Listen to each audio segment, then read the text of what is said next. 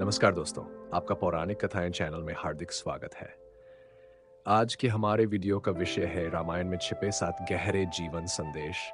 पहला जीवन संदेश, राम का वनगमन, धर्म और कर्तव्य की महानता। भगवान राम का वनगमन हिंदू संस्कृति में धर्म, कर्तव्य और आज्ञा पालन का प्रतीक है। जब राजा दशरथ ने कैकेयी के वरदानों के कारण राम को 14 वर्ष का वनवास और भरत को राज्य देने का आदेश दिया, तो राम ने बिना किसी प्रतिरोध के पिता की आज्ञा स्वीकार कर ली। यहाँ तक कि जब समस्त अयोध्या विरोध में उठ खड़ी हुई और स्वयं दशरथ का हृदय टूट गया, तब भी राम ने अपना निर्णय नहीं बदला। राम ने सिखाया कि न्याय अन्याय की व्यक्तिगत समझ से ऊपर उठकर धर्म कर्तव्य का पालन करना ही महत्वपूर्ण है और धर्म सर्वोपरि है। उन्होंने पिता के वचन की पवित्रता की रक्षा करके सत्यन वद धर्मंचर, सत्य बोलो, धर्म का पालन करो का आदर्श स्थापित किया। सिंहासन का मोह छोड़कर उन्होंने स्वार्थ त्याग कर दिखाया कि धर्म की राह में व्यक्तिगत हानि भी गौण हो जाती है। आज के संदर्भ में यह प्रसंग हमें सिखाता है कि जीवन में ईमानदारी, प्रतिबद्धता और दायित्वों के निर्वहन को ही सर्वोच्च प्राथमिकता देनी चाहिए, चाहे परिस्थितियां कितनी भी विषम क्यों न हो। रघुकुल रीत सदा चली आई, प्राण जाए पर वचन न जाए। दूसरा जीवन संदेश भरत का दिखाता है सत्ता से ऊपर प्रेम और धर्म। जब भरत को पता चला कि उनकी माता कैकेयी ने छल से राम को वनवास दिलाकर उन्हें राजा बनवाया है, तो उनका हृदय दुख से भर गया। उन्होंने न केवल राज्य लेने से इनकार किया, बल्कि राम को वापस लाने के लिए वन गए। जब राम ने पिता के वचन का पालन करते हुए लौटने से मना कर दिया, तो भरत ने उनकी चरण पादुकाओं को सिंहासन पर रखकर उनके प्रतिनिधि के रूप में शासन चलाया। भरत ने सिखाया सत्ता से बड़ा धर्म कि सिंहासन का मोह धर्म और प्रेम के आगे कुछ नहीं। उन्होंने राजा बनने के बजाय सेवक निस्वार्थ नेतृत्व बनना चुना। यह दर्शाता है कि असली नेतृत्व अधिकार से नहीं, चरित्र से मिलता है। राम के प्रति उनका समर्पण दिखाता है कि भाई का अन्य प्रेम, सच्चा रिश्ता स्वार्थ से परे होता है। सिय राम में सब जग जानी, करहूं प्रणाम जोड़ी पानी। सब कुछ राम में है, इस भाव से प्रणाम करो। भरत का त्याग हमें सिखाता है कि पद, प्रतिष्ठा और सत्ता से बढ़कर ईमानदारी, निष्ठा और प्रेम का महत्व होता है। असली महानता अधिकार पाने में नहीं, बल्कि उसे त्यागने में है। तीसरा जीवन संदेश, रावण का पतन, स्त्री का अपमान, अधर्म की पराजय। रावण विद्वान, शक्तिशाली और भौतिक समृद्धि से परिपूर्ण था, किंतु उसने अपनी वासना और अहंकार के वशीभूत होकर माता सीता का हरण किया। यही उसका सबसे बड़ा पाप बना, जिसने उसके समस्त वैभव और बल का अंत कर दिया। राम ने केवल एक पत्नी के अपहरण का बदला ही नहीं लिया, बल्कि स्त्री के सम्मान के प्रति संस्कृति के धर्म की रक्षा की। नारी की गरिमा समाज की गरिमा। जिस समाज में नारी का सम्मान नहीं, वहां नैतिक पतन निश्चित है। रावण का लंका जैसा वैभवशाली राज्य भी उसके इसी पाप के कारण राख में बदल गया।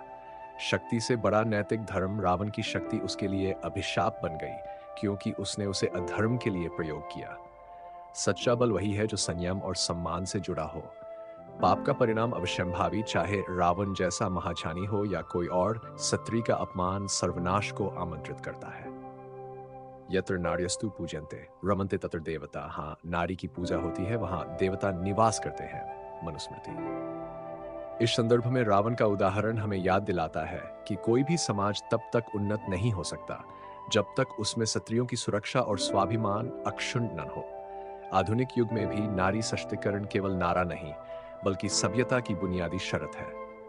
स्त्री का सम्मान करना केवल नैतिकता नहीं, बल्कि समाज, संस्कृति और यहां तक कि अपने स्वयं के अस्तित्व की रक्षा का मूल मंत्र है। रावण की त्रासदी इसका सबसे बड़ा प्रमाण है।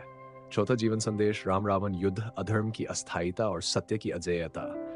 रावण एक विद्वान, पराक्रमी और अद्भुत शक्तियों से संपन्न राजा था। उसके पास स्वर्णिम लंका, अमोघ अस्त्र शस्त्र और असंख्य राक्षसों की सेना थी। किंतु अपनी शक्ति के अहंकार में उसने अधर्म, छल और हिंसा का मार्ग चुना। सीताहरण, बल प्रयोग और नैतिकता की अवहेलना ने उसकी शक्ति को उसके विनाश का कारण बना दिया। अंततः श्री राम के हाथों उसकी पराजय ने सिद्ध कर दिया कि असत्य और अधर्म की जीत, चाहे कितनी भी भव्य क्यों न दिखे, वह स्थायी नहीं होती। अधर्म की शक्ति क्षणभंगुर, रावण का पूरा वैभव उसके पापों के सामने धराशायी हो गया। यह संकेत है कि बाहरी ताकत से नहीं, आंतरिक नैतिकता से ही सच्चा विजयी बना जा सकता है। सत्य की विजय अटल राम ने धैर्य, संयम और धर्म के मार्ग पर चलकर दिखाया कि अंततः सत्य की ही जीत होती है, चाहे संघर्ष कितना भी कठिन क्यों न हो। अहंकार विनाश का कारण, रावण की मृत्यु का मूल कारण उसका अहंकार था। उसने स्वयं को अजेय समझा, किंतु धर्म के सामने उसका अहंकार धूल में मिल गया। सत्यमेव जयते नानृतम सत्यन पंथा विततो देवयान। सत्य की ही जीत होती है, असत्य की नहीं। सत्य के द्वारा ही वे मार्ग प्रशस्त होता है। मुंडक उपनिषद। इश्क के संदर्भ में राजनीति, व्यापार या व्यक्तिगत जीवन में छल प्रपंच से अल्पकालिक लाभ मिल सकता है, परंतु अंततः सत्य और नैतिकता ही टिकते हैं। राम रावण युद्ध हमें याद दिलाता है कि धैर्य और सही मार्ग पर अडिग रहना ही वास्तविक सफलता की कुंजी है। चाहे अधर्म कितना भी शक्तिशाली प्रतीत हो, उसकी पराजय निश्चित है। सत्य, धर्म और न्याय का मार्ग ही शाश्वत विजय दिलाता है। रामायण का यह संदेश आज भी उतना ही प्रासंगिक है जितना युगों पहले था। पांचवा जीवन संदेश, हनुमान विनम्रता की महाशक्ति। हनुमान जी अपार बल, ज्ञान और अलौकिक क्षमताओं के स्वामी थे, किंतु उनकी सबसे बड़ी शक्ति थी उनकी विनम्रता। उन्होंने राम भक्ति में इतनी नम्रता दिखाई कि सुग्रीव जैसे सहायक से लेकर रावण जैसे शत्रु तक ने उनके समक्ष श्रद्धा निवेदित की।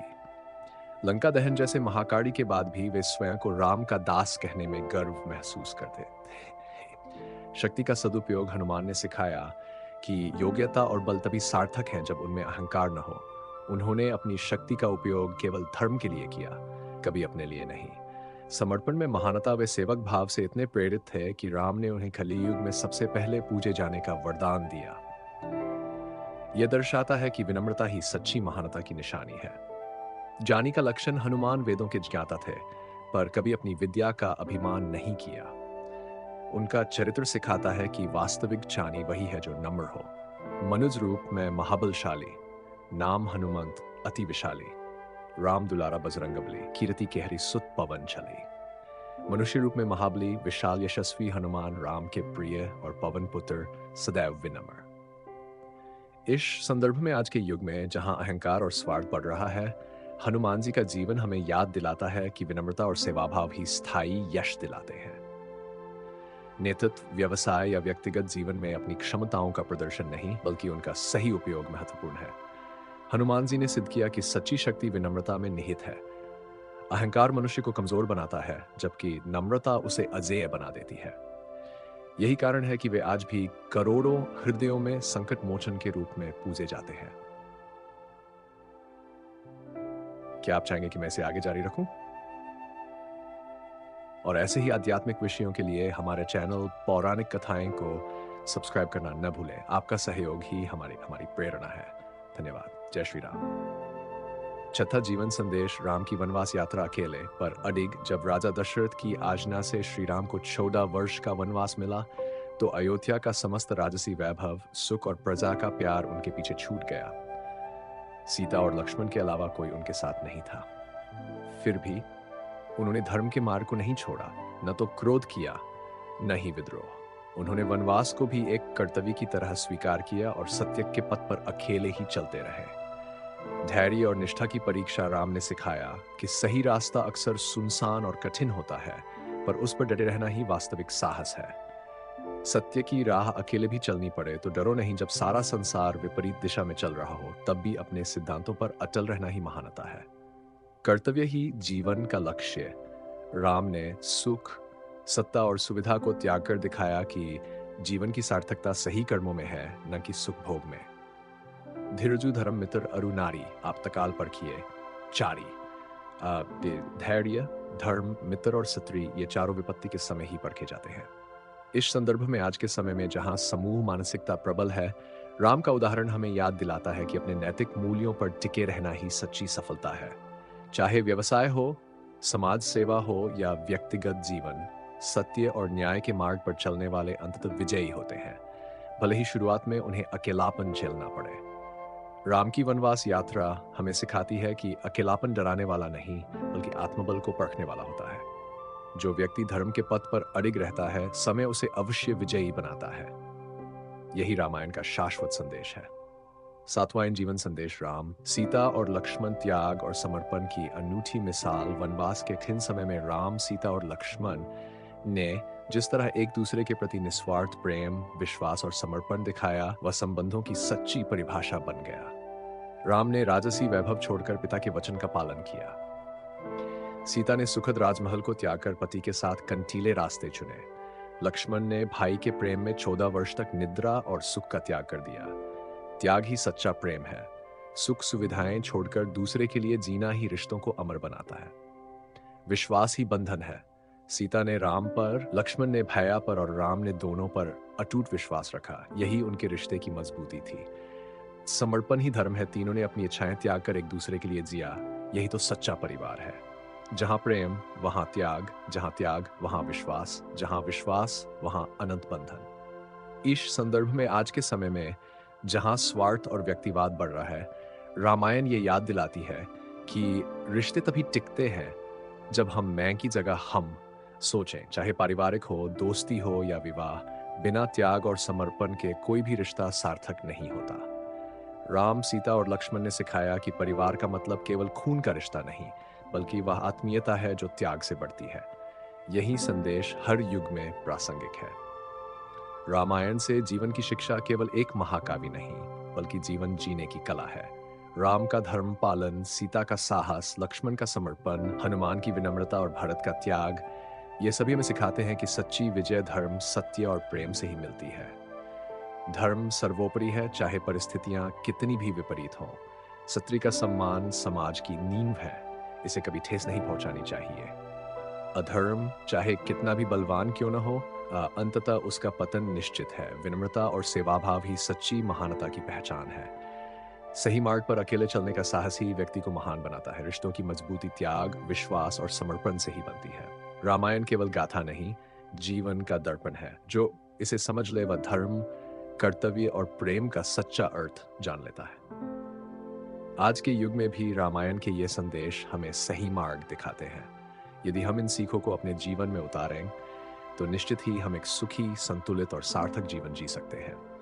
यदि आपको ये वीडियो ज्ञानवर्धक और प्रेरणादायक लगा हो, लाइक करें, अपने प्रियजनों के साथ शेयर करें और चैनल को सब्सक्राइब करें। और ऐसे ही आध्यात्मिक विषयों के लिए हमारे चैनल पौराणिक कथाएं को सब्सक्राइब करना न भूलें। आपका सहयोग ही हमारी प्रेरणा है। धन्यवाद। जय श्री राम।